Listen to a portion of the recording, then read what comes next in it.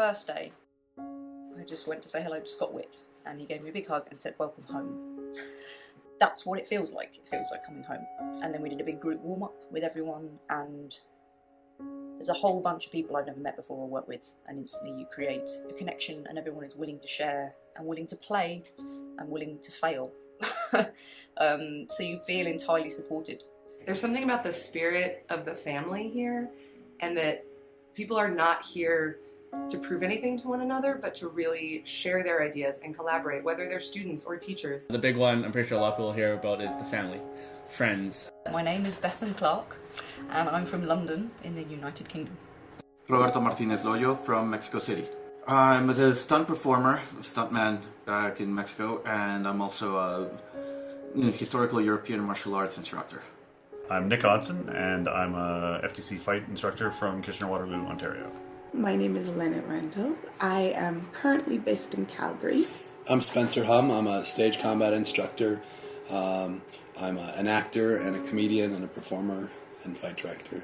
My name is Kevin K. Mack. I am a Chinese martial artist, also a stuntman, but at home I am a cook.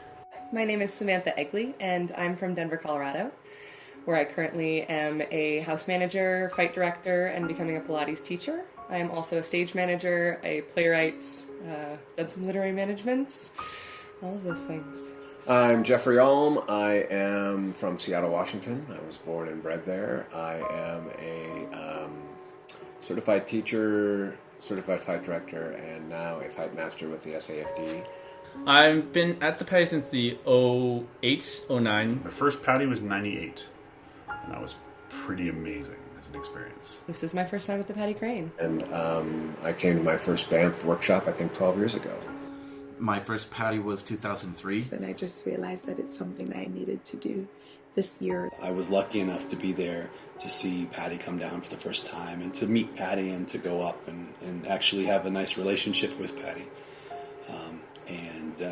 I have missed a couple that were in faraway lands, but I've been here for all of the ones here in Canada, and I wouldn't miss one. They're wonderful events. I had just gotten into stage combat in 98, so when I showed up, it was mind-blowing because there were so many amazing people here now, which are still here, which makes me super thrilled. It's fantastic. It's, inspiring and kind of mind-altering and expanding. There is never a class where you don't learn something, where you don't question something, whether that's about your own practice or how you work as a student, and just the range of people you encounter is unlike anything I've experienced before. Oh, it was brilliant just seeing so many people put together so much work, from whether it's movement-based or Pepe and Scotty were doing clowning stuff. There was great sword work, Paddy got up and talked. It was amazing. That hooked me, right? That was the magical moment of I want to do this for a long time. Through the 70s and 80s, stage combat was an emerging idea, right? And we were at least rediscovering it. And it was all about controlling the chaos. It was all about creating order and creating safety. And that was really the battle cry. And I think a lot of control and a lot of structure was put in place. And then when the IOSP came and started to bring people from different organizations that really were all doing the same thing, creating order and structure and safety and reliability and predictability, we started to say, hey, let's get together and let's start to work outside of that box. Let's create a little unpredictability. Let's look into places we hadn't looked before. Let's think of doing things in a counterintuitive way. And when we talk about the spirit of Paddy Crean, he was an open-minded. He was a bit of a cowboy. He told me about a fight that with a trident and a net. And I know Paddy's fencing master didn't teach him how to work with trident and net, so he had to invent it. And he was just passionate about that fight. He would tell you, he would just beam while he would tell you about it. And he was so proud of what he had done. And I know that they had created whatever that was. They created that technique, and he had the audacity to create. My first Paddy, I got a chance to meet people like Brad Waller, and his approach to Marazzo was mind-boggling. And it was so refreshing. It was such a great approach to the historical aspect behind stage combat. that at first I decided, okay, this is what I'm going to do. I'm going to start doing stage combat with a historical basis and just start researching and just getting a feel for the historical side to apply that to stage combat. After my second Paddy, I got to know John Lennox, who invited me to ISMAC, International Swordplay and Martial Arts Convention. So I got a chance to go down there, spent about a week afterwards at his place, just working on historical stuff, and I was set. This is what I'm going to be doing. I'm going to be doing stage combat with a historical basis. And somewhere down the line, again at Paddy, I met Scott Brown. And he was strictly HEMA. He was strictly doing historical European martial arts with a competitive vision.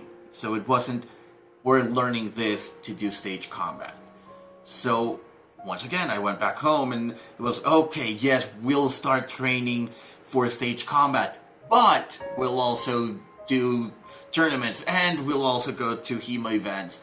I didn't realize how expansive like the world was and how many people were doing so many different things. The variety. First of all, it starts with the passion of the people who teach you, right? Because if they're passionate, you cannot help but be drawn into it. And they're teaching you the things that they love about what they do, right? I can't, I'm trying to think of the classes, and they all have kind of done something different to me. Today, for example, I managed to take a class with Pepe, and he has been someone that my master teacher, Rachel Ban-Williams, has said, you must go work with Pepe. And I finally got to do it, and I entirely see why. So that was a very joyful moment for me this morning. I'm trying to think, just now watching mocap. It's not something I've done before, so that was also kind of mind expanding and fascinating. Just, there's something in every session that is beautiful. I was originally an actor, and I found stage combat kind of careering out of drama school, and you're like, you have to have loads of skills. So I started off going, this will be a great skill, and then realised it made me a better actor. It makes you be in the moment, it makes you connect with your partner, and it's exploring something physical and a human extreme of expression. So that's how I came to stage combat, and then I decided that I would like to train to be a teacher with a view to being a fight director. So I became an apprentice to Rachel, who is one of the co-founders of RCANI, along with Ruth Cooper Brown, and trained to be a teacher with the British Academy of Dramatic Combat. So I've just finished that kind of 3-year programme. So I found out about the Paddy from Ruth and Rachel because they've been invited, and they were like, you have to do this thing. It's great, it's changed their lives, so it will change mine. I'm an American, and I've been with the SAFD for a long time, and then I decided to branch out and try to explore some other training, and went to Fight Directors Canada, FTC's National Workshop in 2014, where I met all of these wonderful Canadians who told me about this magical workshop that happened in Banff. Because I knew that there was sort of a historical bent, and I knew Pops, I knew Brad, so I decided to come and just find out for myself, which is I'm really glad I did. It's just, the energy was so nice. Well, I've been to a lot of regional workshops in America. I've been to the American National and the Canadian National and Worlds, so I have a wide variety, and it's pretty unique. There are things that it has similar in structure to some of the American regional workshops, like it is a bit of a tasting platter for classes and whatnot, but there's something about the spirit of the family here, and that people are not here to prove anything to one another, but to really share their ideas and collaborate, whether they're students or teachers. They're really open, and that's an exceptional place to start conversations. And it's not about your ranks, it's not about your titles, it's not about getting a piece of paper, which is exceptionally refreshing way to study combat. I love the idea that people share their skills here, they encourage everybody. I've never been a huge physical person. As a kid, I wasn't allowed to do a lot of physical things because my guardians wanted to protect me from being hurt. And so I've always been a little terrified as to whether I will be able to endure.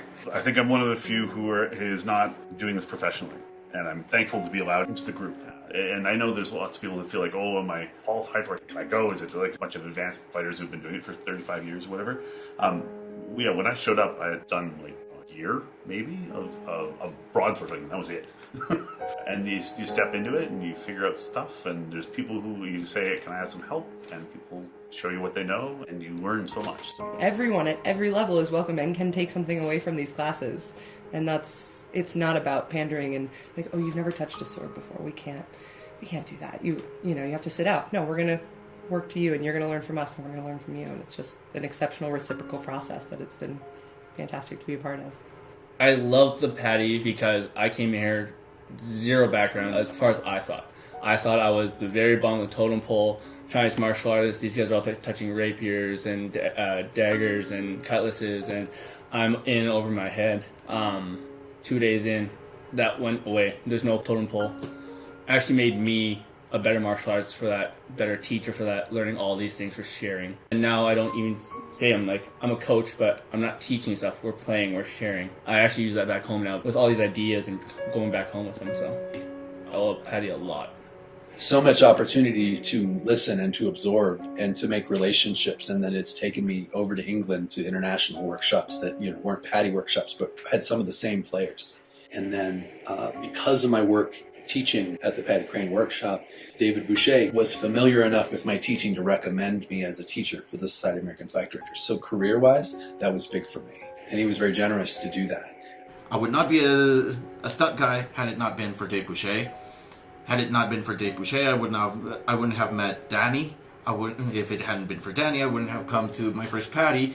I wouldn't have gotten into fencing, and I would not be a HEMA instructor and competing in all these wonderful tournaments.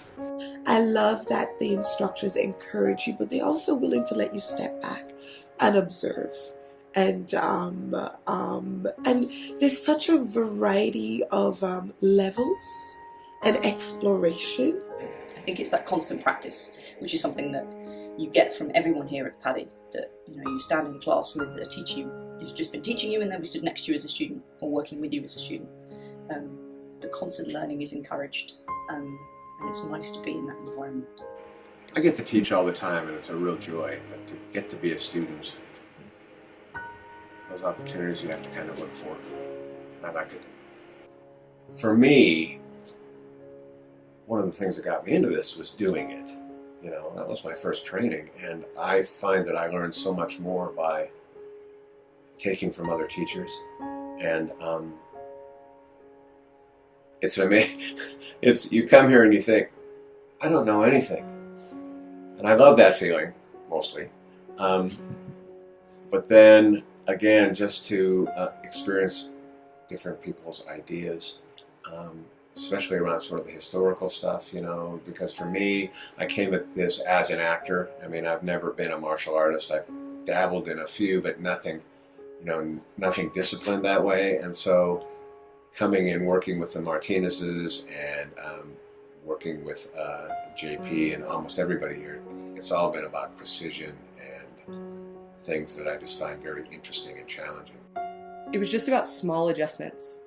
Because a lot of us have a lot of training, and he and I were working on this one technique that Ruth gave us, and we were just slowly finding the incremental differences between things. And it was nice to be able to be at a level with people where we could just adjust that. Or even like with the Martinezes, they come from a martial background, and in a lot of times it's like, all right, advance. I'm like, no, turn your foot just this much. And I'm at a point in my career where that is the things that I need, is someone to look in such detail at my work that I can really continue improving, because otherwise I'll feel like I hit a plateau. It's like, oh, I know the techniques, I know the terms, but to really keep growing and have these people continue to push me in specific ways has been really great.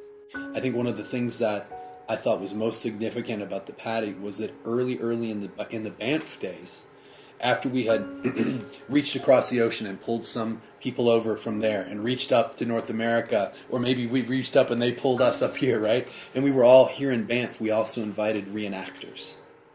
And there was people looked a little bit down their noses, some folks, at the reenactors. Like, what are they here for? And they were here, and there was an exchange. And I don't remember the first time they were here so much except the grumblings amongst the artistes who maybe thought, what are they doing here? I don't understand. And then we stuck to our guns, and the next time we had another mix of historical martial artists, really, but from our perspective, they were reenactors, right?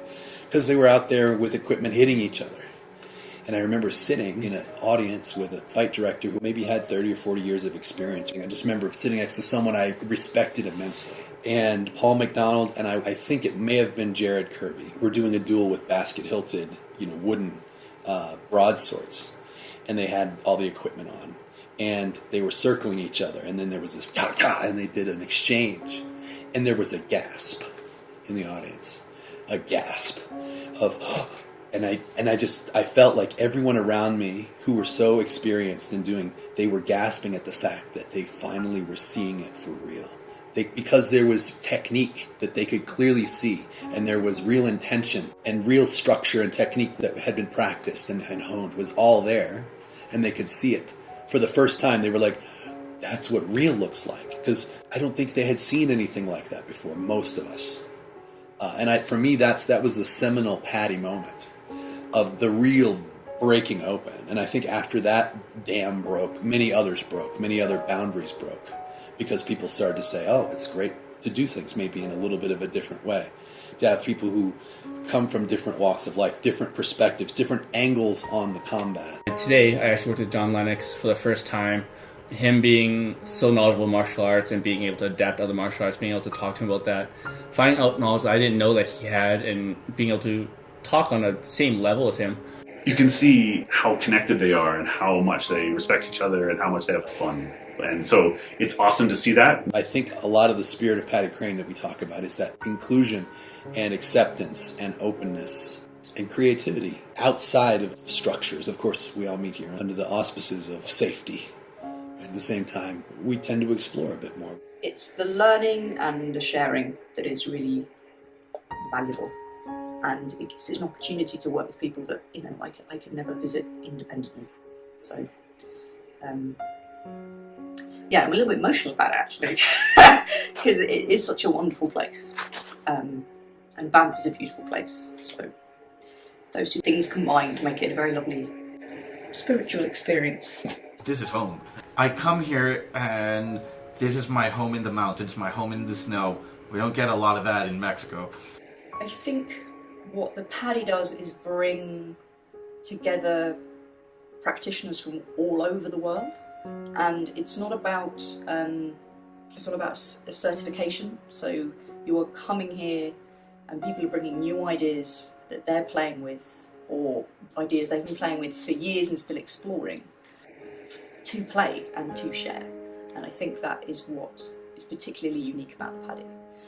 It was fight. It was dance, but I'd never seen fight in that sense. But it really provided me a place, because I did teach at a bunch of universities for a while, but then this really became a place where I could even do more and different. And it's neat to see how it's evolved, and then I've seen people change in their teaching styles, right, over the 20 years that I've been coming to it, where they've adopted and shared, worked with each other. And the fact that you are so welcomed and everyone is so open, both in class and outside. There is no sort of teacher-student. There is a group of people, and we are sharing and learning from each other. And I think that generosity and humility really does set the Paddy apart. And I hope that it filters down. I feel like it does, because I think everyone that comes here and experiences it takes away that heart, I hope. And then that goes back to where we all go for 2 years.